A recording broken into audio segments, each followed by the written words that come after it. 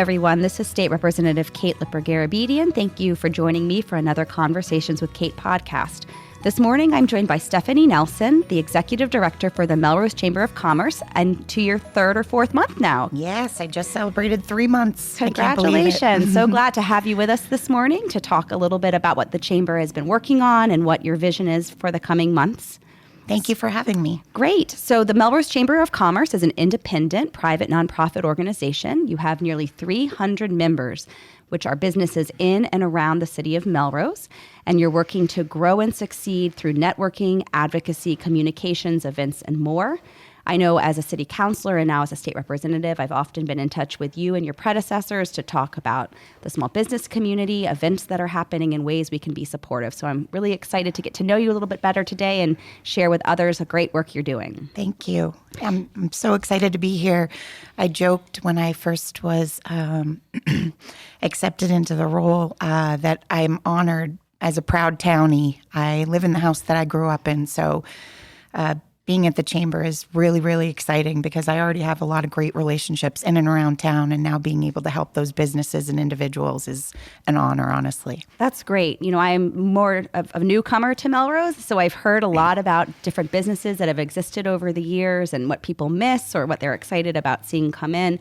And obviously you have a long history here, so have a really good sense of that evolution and where we might be heading. So. Absolutely. And I'm confident to walk into a business and sit down with a business owner and say, hey, what's working? What isn't working? You know, members, prospective members. I think a lot of times as we emerge from this pandemic, people just want to be heard. Sure. And they want to feel like they have resources and support. And so Kelly, my partner in the office, and I are making every effort to connect with each of our members over the next handful of months. That's great. And that's a lot of work, actually, with nearly 300 and several, you were saying a couple dozen new members, really. Yeah, we actually, I think, just closed our 18th new member, Colette Bakery, which is, oh, yes, we're super excited about. I went over and met with Natalie in Medford, and she's opening in mid-July. Right here really downtown? Excited. Right in, the old STM space. Great. So we're excited. That's really exciting. Do you want to take a step back just really quickly and describe sort of your trajectory? So you're a townie, you've been here your whole life. What drew you exactly to, you know, what was the evolution to becoming executive director of the Chamber? Sure. So I was very fortunate over the last 10 years to be able to stay home and raise my kids. I have 2 kids here in the Melrose Public School system. My daughter Marley is in 9th grade at the high school. My son Petey is in 4th at Winthrop. And I was blessed to be able to stay home. And I started to contemplate as they're getting older, getting back out there. My background is sales and marketing. I started in financial services. After leaving Putnam, I actually worked for the Red Sox for 6 years. And then I moved on and worked for one of my clients from Fenway, HealthWorks Fitness Centers for Women, a chain of high-end women-only health clubs and spas. But I've always been under this sales and marketing umbrella. So it's my niche, it's my wheelhouse. And when this opportunity became available, it just seemed like a natural fit.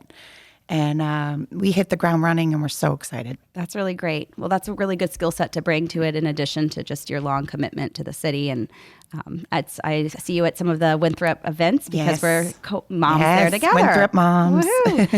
So maybe we'll turn now to talking a little bit more about the Chamber and just what are some of the resources you do provide to members. And I know that we've talked a little bit about the pandemic and how you've had to adjust and pivot.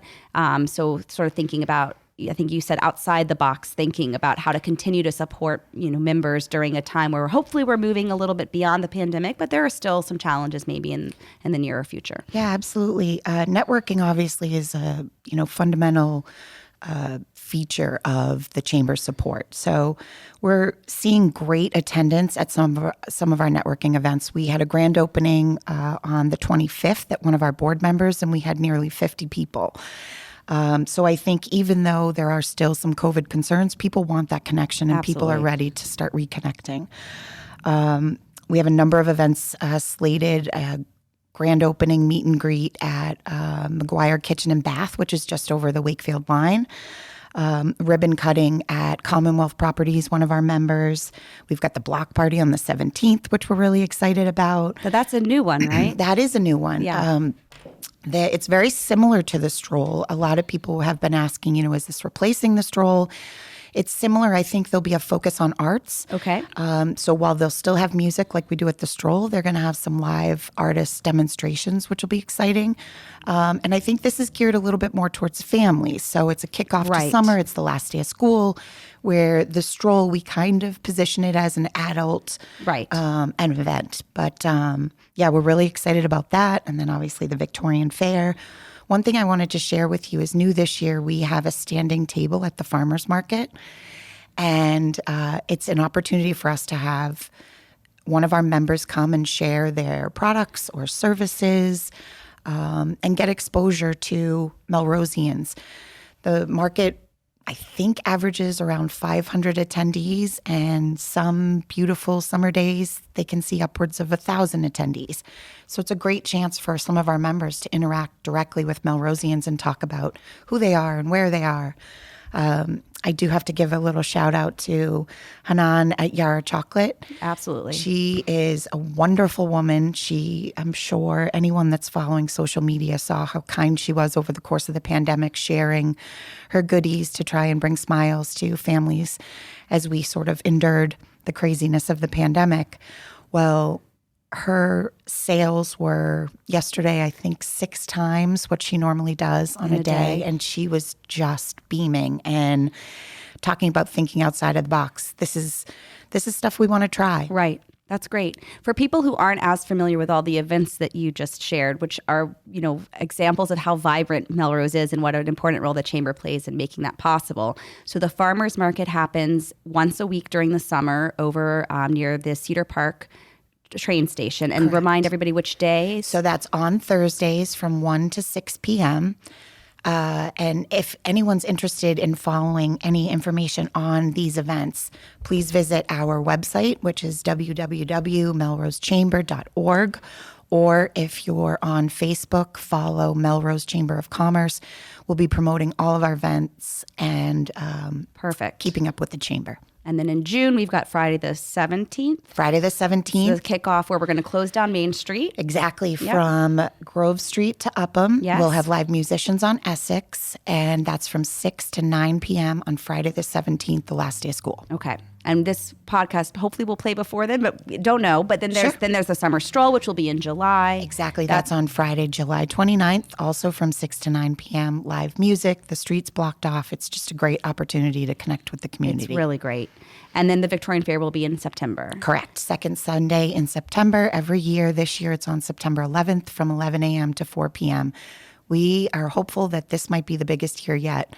The response already, we've received an influx of requests saying, hey, we want to exhibit, we want to come out. Like I said, I think I'll have a table there with my annual trivia challenge. I love that'll it. be good. And all of these remind me of sort of one thing we learned from the pandemic, which is obviously we were by necessity needing to be outside more if we were going to socialize. But I think we also learned we really love that. Absolutely. Right? And so it's really great that you can highlight our outdoor spaces and just, and maybe that'll be something moving forward where we continue to look for opportunities to close a street down, through the Shared Spaces Grant Program that the legislature established, where we could help, restaurants or artists or whatever it might be, just be able to engage outside. Why not? Absolutely. Lauren Grimmick, the amazing executive director from a few years ago, and I were connecting and talking about how the summer stroll used to just be this unbelievably unique kind of nostalgic thing where you could eat outside, and then the pandemic hits and we all shift to eating outside and loving it. Exactly. So someone asked, will there be a series of these events? Because if you're doing a block party and then the summer stroll, could we do it more frequently? And I think the response would be yes. I mean, if the community likes it, and it benefits the businesses downtown because we're driving more traffic. Right. It's a win-win for everyone. That's great.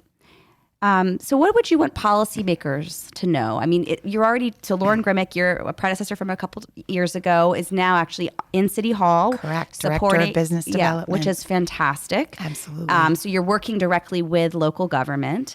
Obviously, you're talking right now to your state representative. Yes. What are things that you'd want us to be considering as we, put resources toward activities or think about policies that will make it, supportive essentially for our small business community, because they add such a vibrancy to our daily lives, to be able to shop local, to receive services nearby.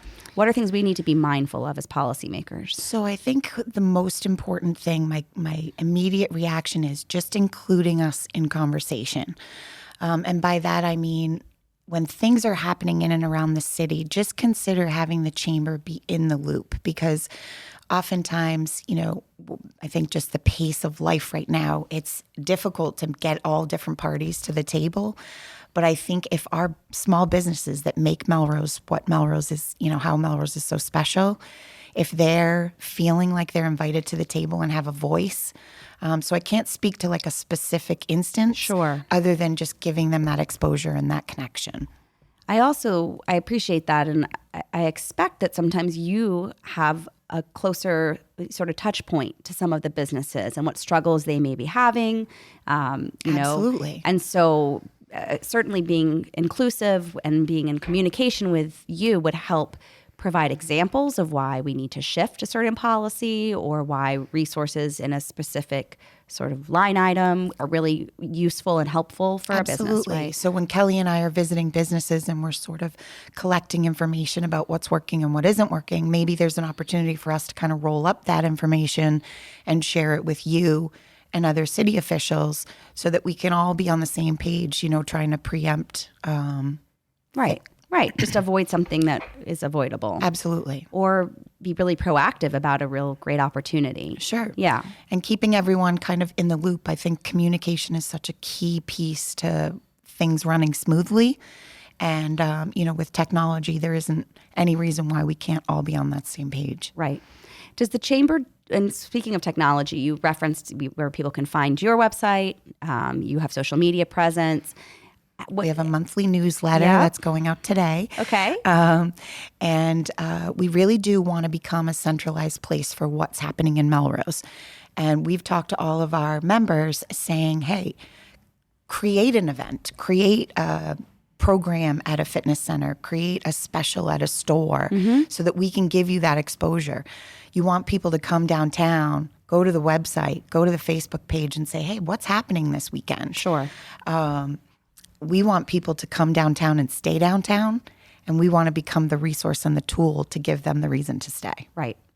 I, early on in COVID, created a series of resources, and I think small business might have been my very first one. It was either that or unemployment, both of which were critically important, right? And the chamber links are right there on the main page for the resource. I remember putting in some information about technical assistance for becoming more of an online presence yourself as a small business. What have you seen among your members in terms of trying to have social media presence or e-commerce? How is that going for people? Well, the interesting thing is I joke that my role really is just connectivity. Right. So what I'm trying to do is make sure that the individuals and the members know the resources that they have within the member community. Great point. We're really fortunate that Kristen Thorpe from SDM is on our board. A previous guest on Conversations with and Kate. And she is wonderful, and she makes herself available to our members. So we're trying to tap into what those different resources are and how can we share them. One thing that I forgot to mention earlier is I'm part of an organization called ACE. It's Area Chamber Executives. There are 16 local chambers that meet via Zoom every other week, and we share multi-chamber events. So what that gives is, one, a more robust calendar for our members to pick and choose what events make sense, and it gives exposure outside of the community, and it gives us an opportunity to share best practices and see what other chambers are doing and then piggyback on those great ideas. That's excellent.